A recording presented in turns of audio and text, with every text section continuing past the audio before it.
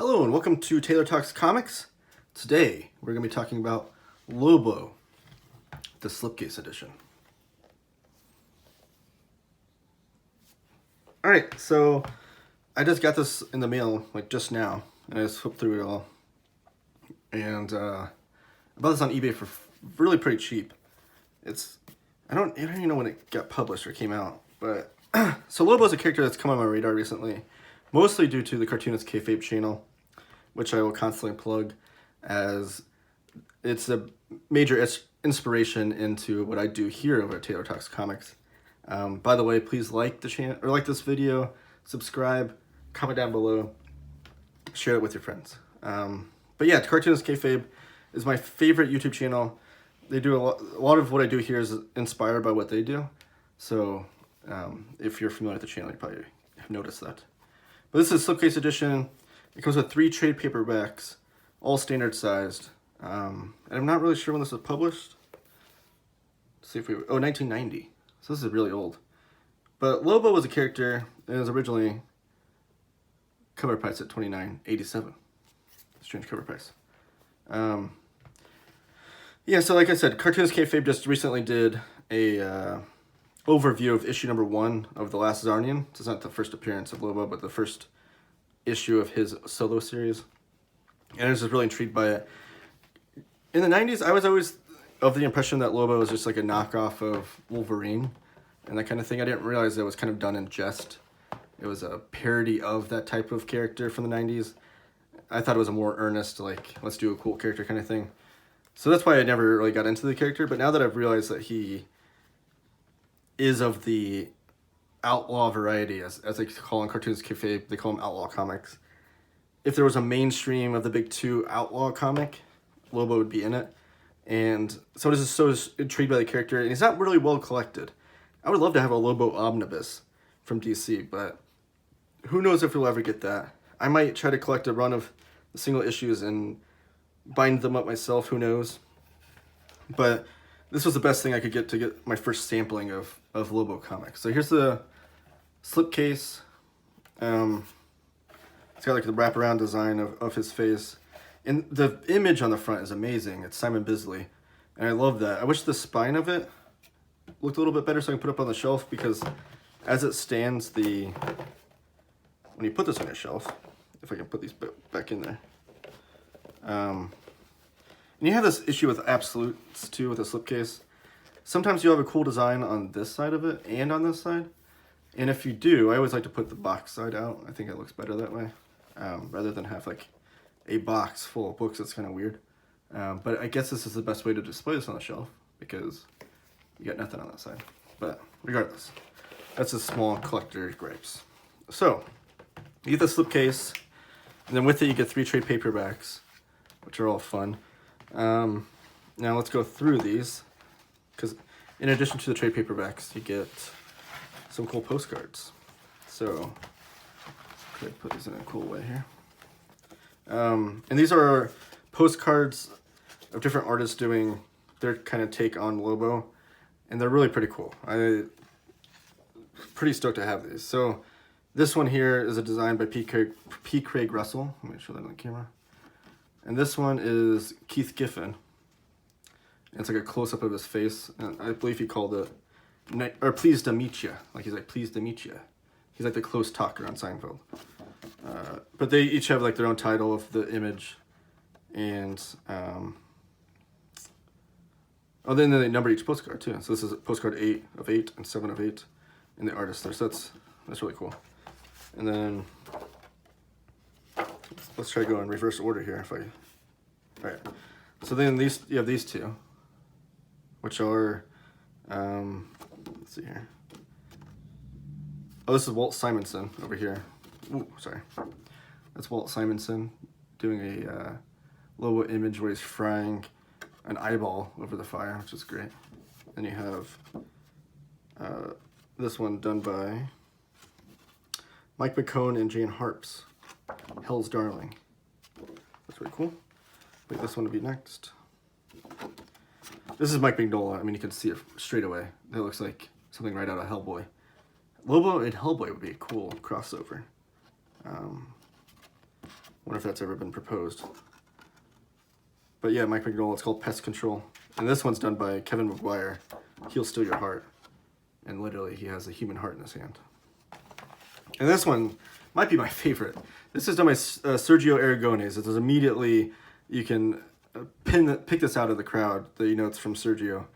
Or Sergio. I don't know how to pronounce his name. But yeah, it looks like something right out of Gru. It's called Man of Leisure. And you have Gary Leach doing Me and My Gal on that one. So some fun postcards. I like that those were given. The third trade paperback is advertised as being like a new addition to it, something that's never been released, is The Wisdom of Lobo. He's got paint across his head. Again, kind of that wraparound design on the back there. But then look, on the inside, it's all blank. This is the Wisdom of Lobo. He has none. So it's kind of a joke. And I'm actually glad that I just looked this up online last night because I knew I was getting this in. I was interested in the contents of this slipcase. And I saw that was blank. I had no idea that it was going to be blank. And I would have opened this up on video and looked like a real idiot. And I'm like, why is this blank? Did I get the wrong one? So the next one is Lobo's Greatest Hits. And I don't know if these were originally released like in these paperback forms before, because this was advertised as in a new edition.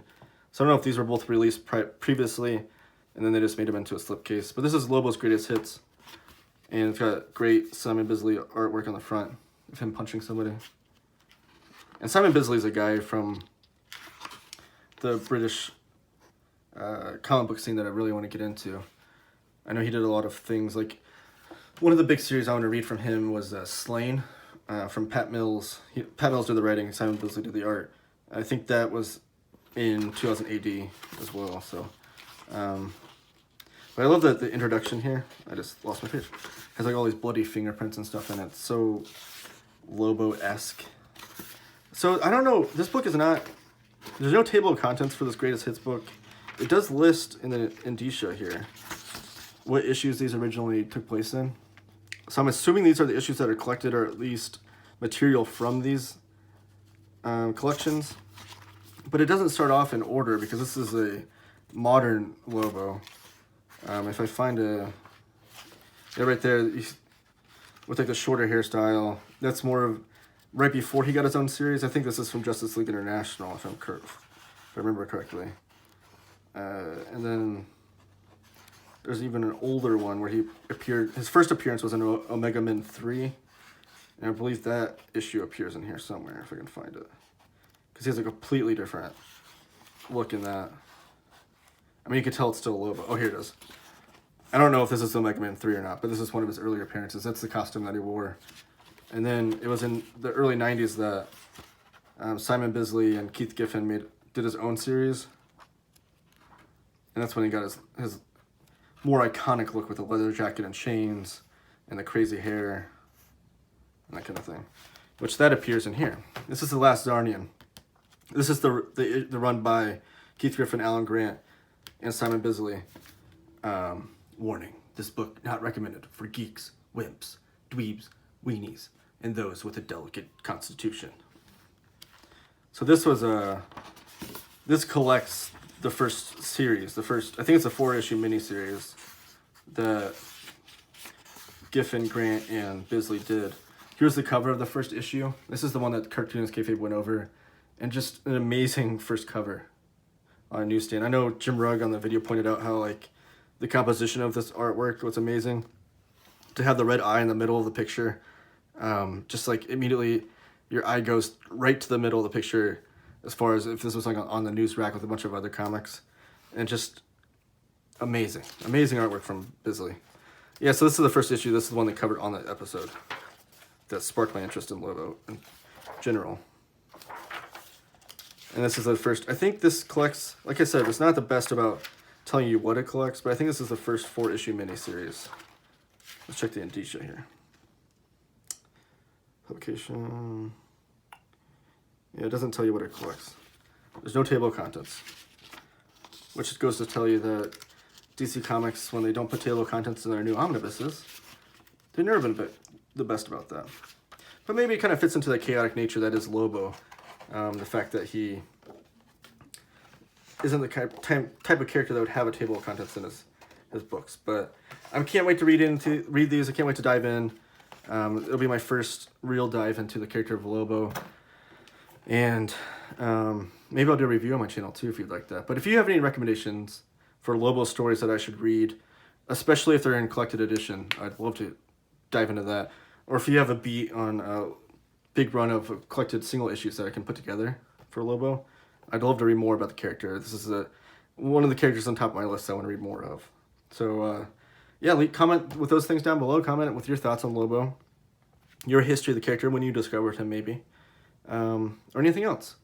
And like, subscribe, and share this video with your friends. Thanks, guys.